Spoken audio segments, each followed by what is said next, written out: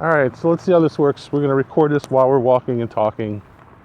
Our video today is about a course that I played out at UVA, which is southwest Charlottesville, Virginia. It's called the Birdwood Golf Course, and it is on a resort there called Boars Nest. And this course is a $135 course on the weekends with a cart. But after twilight, which the day I played it, Saturday, we started at $130, and it was $100 even with a cart starting at 1:30 twilight on a day when it got dark at about 4:30. Really was kind of too dark to play at about 4:30, and the most you were going to stretch it out was 5. So no, I don't have the slope, don't have the actual numbers, but it's a 7,200 yard course from the back tees. It has 4 or 5 sets of tees on each hole, and the back tees are actually quite well back from the, I guess it's the black tees, and then there's the blue, and then there's some other stuff. But it's actually a pretty good course. I enjoyed playing it quite a bit. Now, would I say it was worth the money? That's a different story. Now, why did I choose it? That's an easy question. Because it is not that far. It was at the most 3 hours for me for a drive. It is not that expensive. While it was $100 for a round with a cart, it was not $300 for a round the cart, like the course I really wanted to play this past weekend. And it is not worried about being closed. This course is open, I think, pretty much most of the year. And I've wanted to play it for a while. It's just that circumstances have led to me playing in Maryland as opposed to Virginia. But I've had this course on my radar for a month or two now, and finally got a chance to go around and play it. It's actually not a bad course. I had a fair amount of fun playing it. It has some holes on it, which are some nice challenging holes with some serious carries. I do love a course that has serious carries. And my driver actually cooperated, or should I say, we came to terms. So I had a good round out there. And the only thing I really would complain about with this course is, well, actually there are 2 things I would complain about. The first thing is that it is the UVA crowd, okay, at this course. And the course, it kind of has that look and feel of a decent, area golf course, maybe the school course, and it's right next to this big track stadium, which kind of sits right across the parking lot from the clubhouse. And then they made another mistake, which is that the clubhouse is this kind of smallish clubhouse, kind of decent looking, modest sized clubhouse, but they turned it into this dining facility, which is the other problem, the same thing they had at Virginia Tech.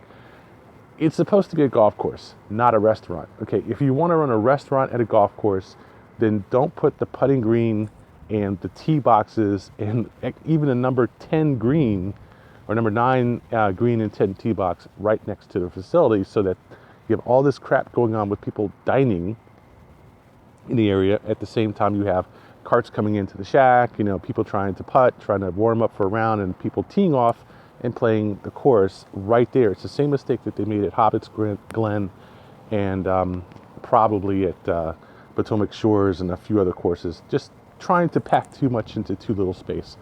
And it really just kind of stumbles over itself. The other thing that I didn't really like about it was, let's see, it did have some houses along one half of one side of the course, which weren't too obnoxious. Most of the course, there really isn't any housing anywhere near it. So that wasn't really so bad, but there was a lot of road noise because 250 comes off of 64 through Ivy and then goes into Charlottesville southwest. And so to get to the resort, you have to come on 250. and 250 runs right by the north end of the course. It's a lot like the same problem they had down at the University of Kentucky, where it's a nice layout, nice, kind of layout and everything, except the fact that there is a road, the access road to the course goes right by the north side of the course. And it's not really so bad. It's just that it is, significant traffic. I mean, that's one of the major roads to the course. So there is, I would say, at least one hole which is somewhat spoiled by that. However, it's also somewhat spoiled by housing right next to the line of tee boxes. And if it wasn't such a good hole, I would be upset, but it is a good challenging hole, and really that kind of stuff goes in the background, but it's still a factor in play. It's still something you have to keep in mind. So there is just the 118 there. It's not some kind of complicated setup, and it is a decent, I would say a very decent set of holes, except for the fact I think it's a little bit too wide open, and there are some trees there and so forth, but it relies as much on water as it does on the trees to bound the holes. On the front side, there's quite a bit of water in play. On the back side, there's a little bit, maybe a little bit less than there is on the front, but still a significant amount of water in play. And it's very easy to get a ball wet in this course if you're not careful. But on the other hand, it's not hard to keep it dry if you are even remotely careful. But from the back tees, it is definitely a challenge of a course. I won't say it was overwhelming. I would rate it probably about a 140 from the back tees. But the big thing in terms of difficulty for the course is not necessarily staying in play. It's that the greens were granite hard, very, very fast, and not very smooth. On top of it, there was a lot of soft spike marks and stuff on the course, a lot of ball marks. And it wasn't easy. It wasn't really easy to putt. You could putt it, but it wasn't like you could hit 20, 30 footers with ease. You had to be careful to putt fast enough near the hole to let your ball track through. So the balls did not track really all that well, and they had a fair amount of action, and they were very fast. And it was somewhat of a pain to putt on. I enjoyed playing off the tee much more in this situation, I think. Out of playing the tee, playing approaches, and playing putting, I probably enjoyed playing off the tee the most. It wasn't bad. It wasn't too tight. It really was not a bad course at all. Not too hard. It's just that you weren't going to hit a lot of putts on that course unless you were fairly close to the pin. But otherwise, not too bad. And it certainly could have been worse. It certainly could have been a lot worse than it was, but it wasn't all that bad. I just think the course was really kind of a moderately difficult course. It certainly was not very tight.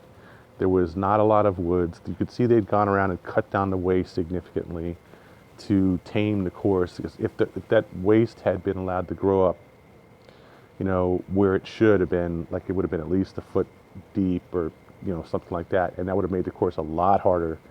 You can see on the course in the pictures where there's plenty of space where there's waste, and it really wasn't that much of a problem because quite often, if you did hit into that waste, you could go find your ball. It was the longer grass that was the problem. Not really a big deal. But ultimately, I thought it was a fun course. I thought it was a decent combination of distance and time to get out there and play it, and difficulty to play it. If there's one thing I was really disappointed by, it was, was that course worth $100 compared to Potomac Shores? I mean, it definitely wasn't twice the course that Potomac Shores was. It tends to have narrow fairways and a lot of blind shots coming over the sides of the hills down to the green, things like that. It was a good change of pace, but I wouldn't call it a great course. It was just fun to play it once or twice. I think it would be an interesting course to play every now and then, but it's still not really all that great of a course. It's just a little bit too wide open for me to really enjoy it. It just wasn't that much of a challenge because it was a fairly wide open course. You had to have some control, not a lot of control. And there's no question that between this course and Potomac Shores was about twice as difficult. There's not too many courses I can think of that were this easy where you really only had to put the ball on the fairway. You didn't have to worry about, going around trees too much, going under trees, staying out of the woods that much. I can tell you this significantly on I think it's the 8th hole, and the green is down this like 75-foot drop down and over a crevice. That hole was much harder than any other hole in the course for the simple reason that that tree narrowed the fairway significantly. You had a steep drop off to the right. I think there's another tree over there that was a little bit farther down. And just getting in that little chute from the back tees made it twice as hard as any other hole in the course, in my opinion. It still was fun to play it once. I still enjoyed it. I would say there was some monotony in some of the holes, but still basically it was a fun round to play. So that is Birdwood Golf Course in Charlottesville, Virginia, and that is a solid, I'll give it a B. I'm going to easily give it a B. Birdwood Golf Course, Charlottesville, Virginia.